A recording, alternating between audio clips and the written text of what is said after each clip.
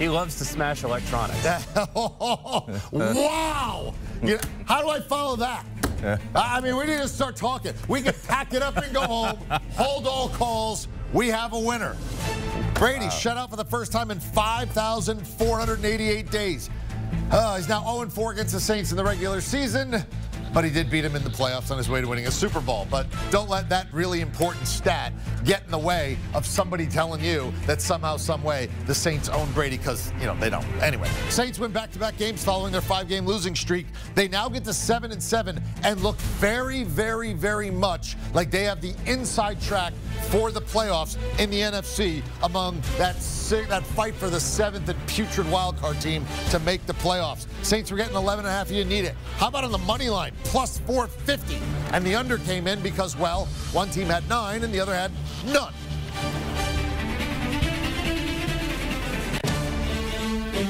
All right, and again, it's the regular season. So Tom Brady's like, listen, man, they don't give out rings on your finger for what you do in the regular season. So 0-4 didn't matter because even though I didn't win the division last year, I'm still going to win the division this year, and that's just the way it goes. But the Saints do have something when it comes to Brady. You see the numbers there. You can't deny it. It's 4 straight. And even in the playoffs, the Bucs were not great, and the Saints probably outplayed them. They just lost the turnover battle 4-0, including some really bad turnovers in the second half when it looked like the Saints had the game won. Yep. And that's the only reason why that's not 0-5 when you include the playoffs. Welcome into CBS Sports HQ, presented by Honda. Determination powers us and everything that we do. Boys, Saints were determined tonight. Yes, sir. Sure. This was Taysom Hill. Dennis Allen is the head coach. And I don't know what I just saw. I mean, it's simple. What the heck was that? Defense, defense, defense. That's what we saw. Taysom Hill didn't do anything prolific. Alvin Kamara didn't do anything prolific. It was all about Cam Jordan and that New Orleans Saints defense. They have Tom Brady's number, and I understand Tom Brady lost Chris Godwin, Mike Evans, Leonard Fournette, but even before those guys were out of the ball game, they had issues getting things going. A rhythm was not there. They couldn't run the football. Tom Brady was relying on Leonard Fournette, couldn't really get anything to his wide receivers because they were not creating separation.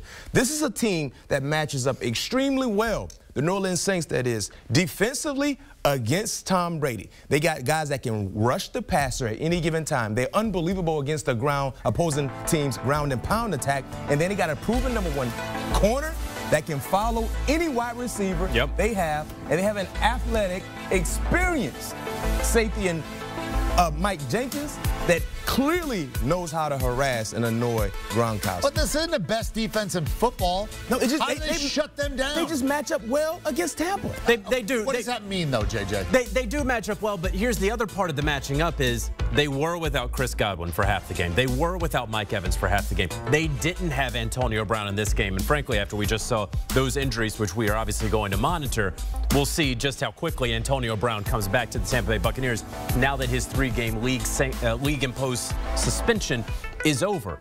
You know, this is a Bucs team that they couldn't run the ball tonight. Even when Leonard Fournette was in the game, they could. He had 9 attempts for 34 yards. And so he needed to be able to run the football more. They tried to establish it a little bit in the first half. They got away from it. Tom Brady was throwing. They were pass happy. We know the Bucs like to be pass happy.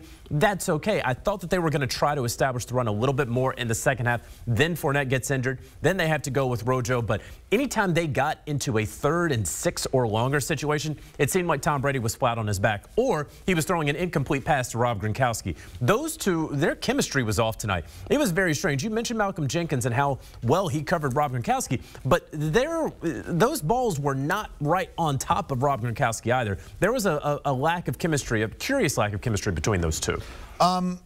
Let's talk about the injuries. And again, and looks like Antonio Brown's going to be back. Yeah. All right. And Tampa's going to make the playoffs. They're going to win this division.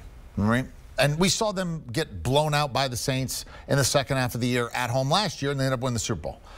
But is your faith shaken in this team? And which one of these injuries, and I'm not looking for you to speculate, but which one of these injuries are you most concerned about if you're a Bucs fan, considering who has been, you know, sort of valuable for that offense? And it seems like every week it's a different guy. Do they have enough to overcome these types of injuries? The injury that I'm most concerned with is the Mike Evans injury, because it was a normal tackle, but they said he injured his hamstring. He went instantly to the locker room. Chris Godwin injury looked the ugliest, but he stayed on the sideline. He actually would try to get back into the ball game. And Leonard Fournette, that's in hamstring, very, very tricky as well, but they have depth. Ronald Jones was once the starting running back for this organization, right? So he kind of lost that job because of the production that Leonard Fournette was giving them. But the playoff picture for me, I'm still okay with the Buccaneers because we don't know how significant these injuries are. And worst case scenario, they will get a home playoff game.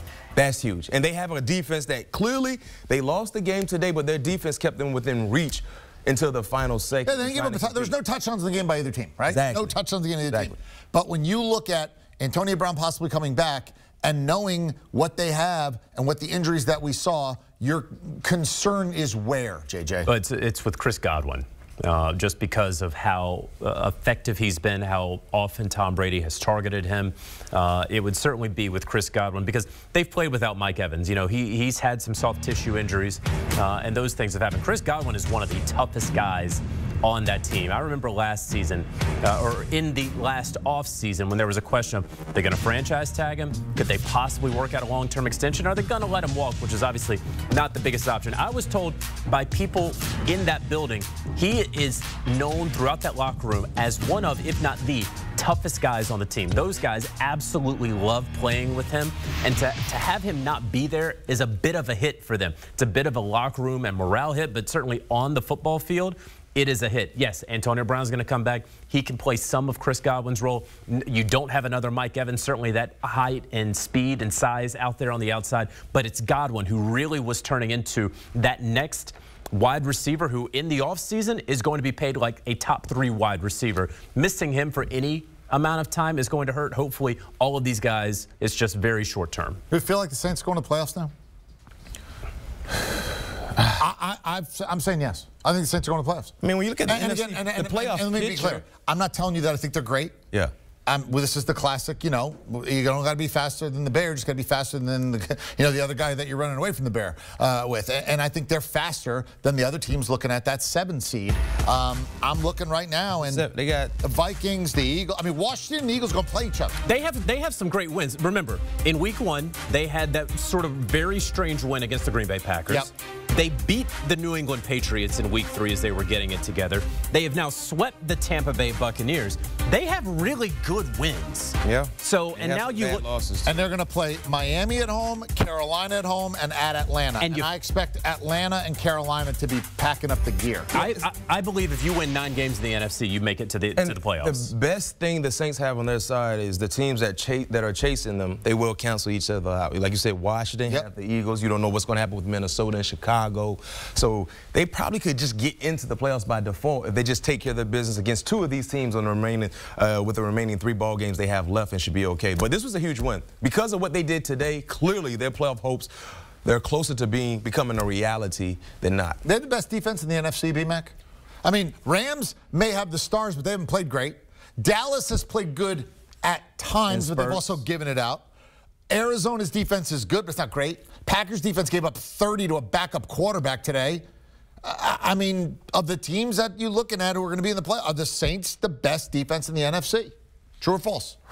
I know I said is, so. Well, no, and listen, I'll let you think about it. It's all about not allowing the other team to score points. They have the best red zone defense in the NFL. That was coming into this game, and obviously the Tampa Bay Buccaneers, a team that I think a number of folks would argue is the best offense in the NFL, they didn't score a single point. They're doing it without Sean Payton as the head coach. Yeah, I'd say so. When they're on, they're on. I mean, they allowed 27 to the Falcons. They lost that ball game. Remember what happened Thanksgiving against Buffalo. Sure. But as we saw, even the world champs can throw you a clunker the concern that I have with the Saints, I love their personnel. And I love the chemistry they play with on the defensive side. The concern I have is not defensive related. It's about the offense putting them in bad positions. Can they sustain that level for 4 quarters? That's my concern. Because every other team Senator McFadden. Yes, sir. Do the Saints have the best defense in the NFC? Yes, they do. Okay. Do you agree? You second in the motion? I do. All right. I didn't expect it to be that easy. I don't know what to do now. They do. I thought that, and you know what? They do. I agree. That's the best defense in the NFC. You know, you thought maybe coming in it was going to be the Rams or the Bucks. Bucks have been injured, especially on the back end. They do have some injuries in certain spots, and the Rams have kind of underachieved. I think there you are. The fleur-de-lis. That's the best defense in the NFC. You have that defense, you have a chance. You saw that tonight. No touchdowns. So here you go. They shut out Tom Brady. You know when a church raffle has shut out Tom Brady in his building when the team has been on fire. It's not like they came in slumping. Now, there were a lot of injuries suffered during the game. That is fair. But there have been 255 games since Brady got goose-egged, and tonight he got goose-egged. Do you want a sports network that delivers everything that matters about the game? The highlights, the picks, the instant analysis, no yelling, no fake debates, no politics. Hit the subscribe button and never miss a moment.